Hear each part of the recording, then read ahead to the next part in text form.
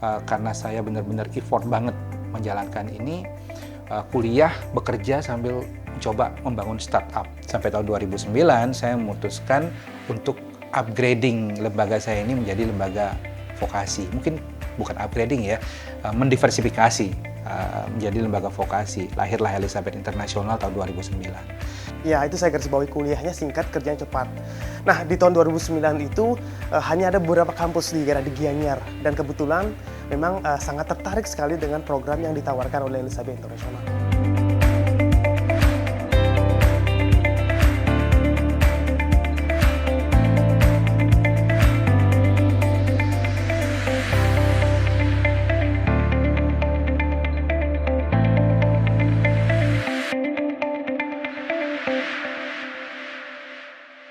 Jadi lanjut ya, nanti di-cut ya. Nanti diedit.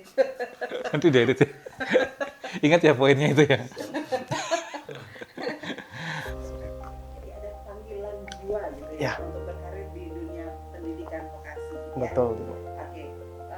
Kalau sudah dari dulu di Elizabeth International sampai pun sekarang berkarir di Elizabeth International, tentu sangat mengenal sosok Coach Nyoman Sukadana ya. Menurut Anda, Oke, kesan saya terhadap Coach Nyoman ya, mohon maaf ya Bu ya. Langsung. baik, itu langsung. Nah, begitu tergabung kemudian sampai dengan sekarang, yang membuat Elizabeth International bisa terbang tinggi ke udara namun tetap mengakar kokoh di bumi. Terima kasih. dokter tangan ibu masa kini atau gitu ada Oke, ya kisah yang paling menarik. dari mana gitu mungkin Iya, Ya kalau saya udah ngomong, kalau udah ketemu clue-nya tuh menarik gitu. Baik, saya sendiri nama saya Dewa Made Sudiasa. Oke, di Elizabeth International saat ini saya sebagai Director of Food and Beverage. Ya, Perkenalkan, nama saya Karisa Gisela. Saya dari jurusan Food Entrepreneurship and Culinary Arts, program 2 tahun. Baik, perkenalkan nama saya Vip Akbarwan, biasa dipanggil Mr. VIP atau Mr. VIP nih sama mahasiswa-mahasiswa Elizabeth International. Perkenalkan, nama saya Adi Kertayasa. Di sini saya bertanggung jawab sebagai Direktur Inkubator Bisnis Elizabeth International, dan ini adalah tahun ketiga saya ada di Elizabeth International. nama saya Putu Tika Virginia, itu biasa dipanggil Tika, di sini Miss Tika gitu ya, biasanya kalau di Elizabeth. Saat ini saya posisinya adalah di Director of Curriculum and Digital Learning. Baik, nama saya Diah Suryandari, biasa dipanggil Miss Diah di Elizabeth International. Oke. Ulangi, Kat, mulai ya. Ya, langsung itu. Ya.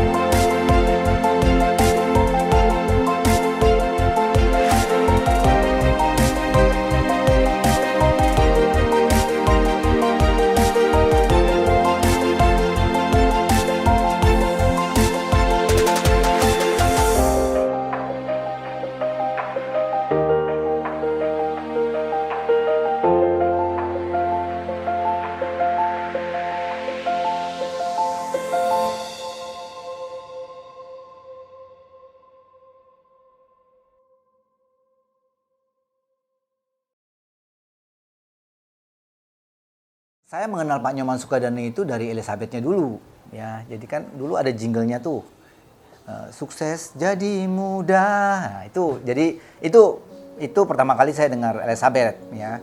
Dan kemudian baru ketemu dengan Pak Nyoman itu kalau nggak salah awal-awal 2000-an, karena sering ketemu di seminar-seminar. Ya. Jadi saya ikut seminar, ketemu sama Coach Nyoman, ya. Tetapi kesan saya yang pertama kali ya itu Elizabeth sukses jadi mudah. Iya, masa kecil saya dari sebuah desa ya. Desa yang boleh dikatakan tidak banyak orang tahu. Tidak banyak orang kenal gitu. Jadi saya lahir dari keluarga yang sangat sederhana. Bapak saya petani, ibu saya juga petani. Tetapi di sela-sela aktivitasnya sebagai petani, ibu saya itu setiap 3 hari sekali itu ke pasar. Kita punya satu toko warung di pasar gitu untuk bisa jualan di sana. Jadi kalau pasar tradisional di tempat saya itu bukanya tuh 3 hari sekali. Ada istilahnya pasar beteng kajeng. Jadi Beteng ini pasar buka. Pada saat pasar buka, jadi orang tua saya ini jualan di pasar. Pada saat selain pasar buka, aktivitasnya di kebun. Jadi pelihara sapi. Jadi saya SD, SMP itu udah biasa nyabit istilahnya, nyabit rumput. Dan pada saat saya SMP, saya sudah dikasih 1 ekor sapi oleh bapak saya. Masa kecil saya sebenarnya aktivitasnya sangat menyenangkan ya. Di kebun itu aktivitas yang sangat menyenangkan. Dan ketika hari Minggu dan tepat pasar buka, jadi itu adalah the most excited day itu saya itu. Jadi di hari Minggu pasar buka, saya jalan-jalan ke pasar dari pagi sampai pasarnya tutup. Untuk apa? Jadi aktivitas saya di sana itu adalah satu, nonton pedagang obat. Jadi dagang obat, jualan, saya terkesima gitu, lihat mereka jualan dengan cuap-cuap gitu ya, dan ngerasa tertarik banget gitu. Seneng, jadi saya duduk di row paling pertama dari dagang obat tuh buka sampai akhirnya tutup, nggak kemana-mana. Bayangin, sekitar 4-5 jam saya hanya nonton dagang obat. Saya melihat dagang obat ini keren gitu.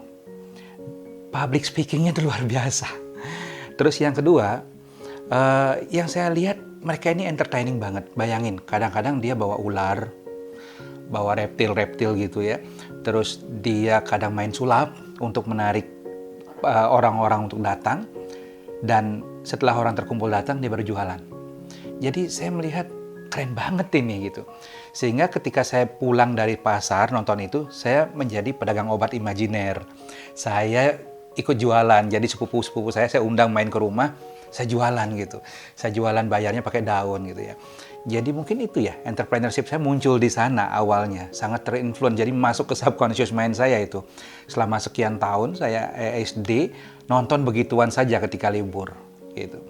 Jadi ada darah-darah entrepreneurship, petani itu yang masuk ke dalam diri saya ketika itu.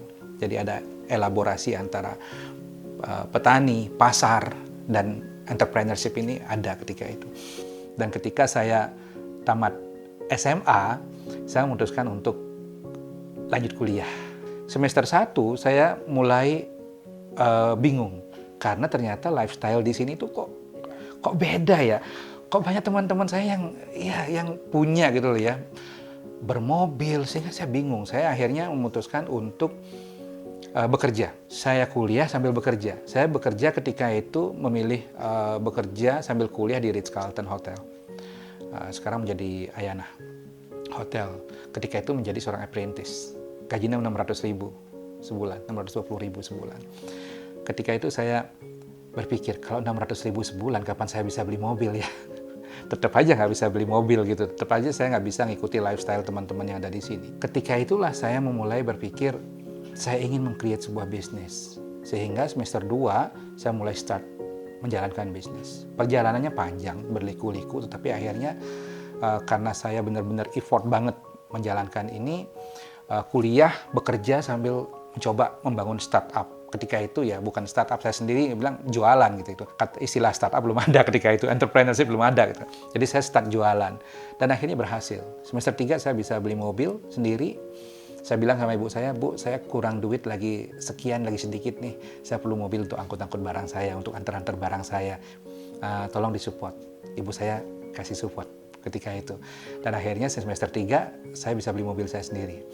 Ketika saya kuliah, saya sudah punya bisnis saya sendiri. Saya membuat spa produk, ya. Dan saya mungkin adalah salah satu orang yang menginisiasi produk-produk spa kopi yang dikemas demikian rupa menjadi merchandise, dijual, dibeli oleh wisatawan. Mungkin saya salah satu di antara 5 pengusaha ketika itu. Sambil saya kuliah.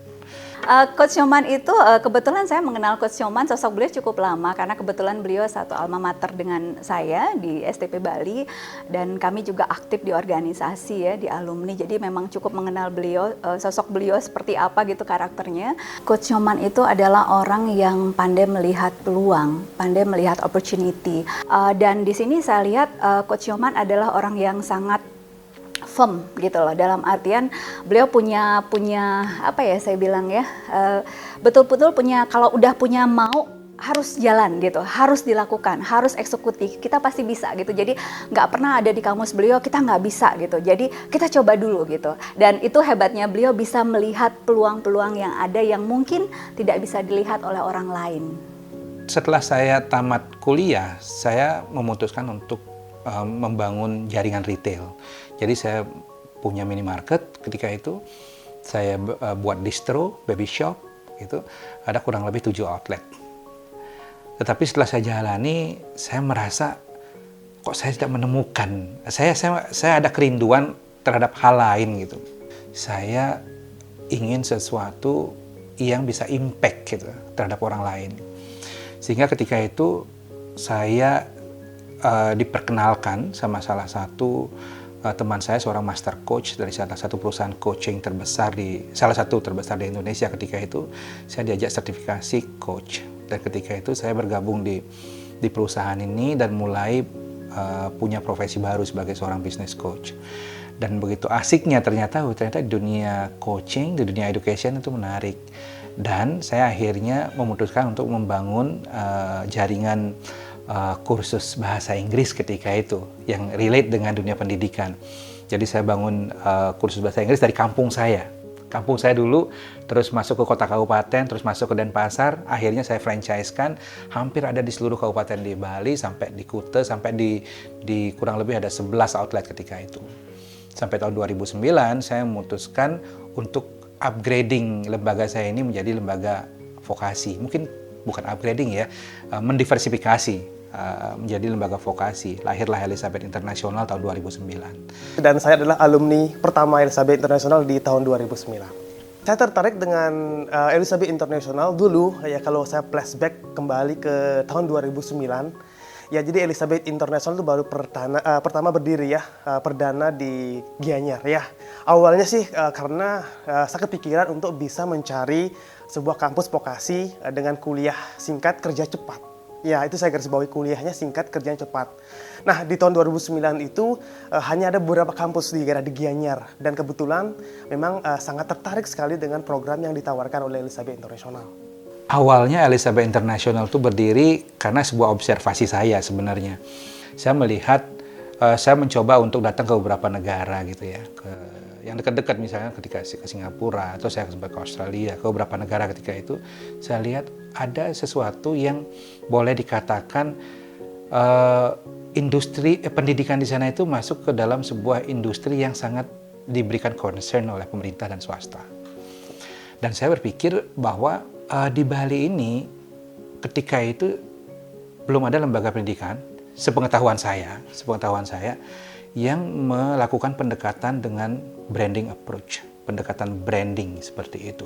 Sedangkan saya dari program keluar dari sekolah perhotelan, jadi saya masuk ke tingkat sarjana, master saya sekalipun, sekarang pun saya masih melanjutkan program doktoral saya mengambil branding. Di sana memang ada passion saya di sana.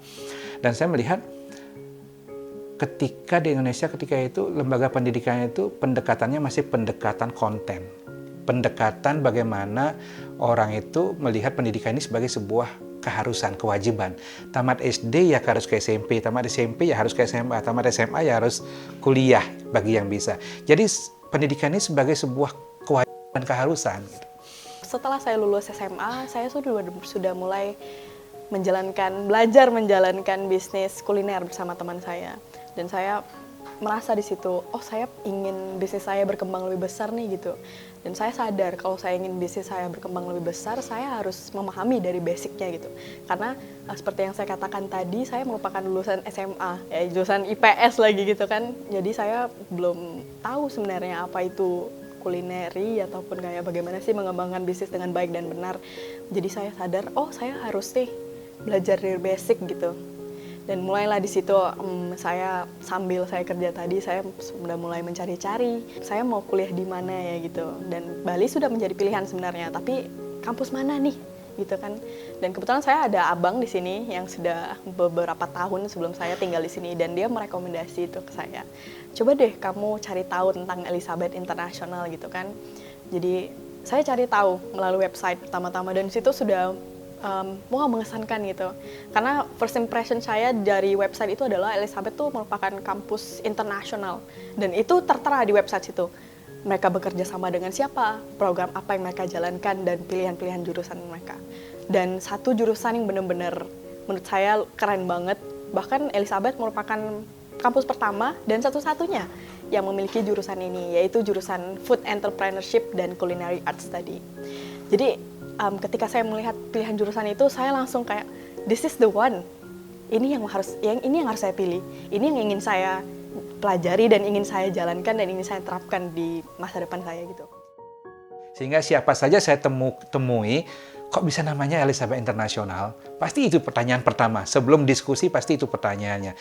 Lembaga pendidikan itu kan kesannya kuno, terus klasik, konservatif. Ya. Tetapi di tangan Pak Nyoman, Elizabeth itu menjadi muda, dinamis, gaya, dan tadi super kreatif.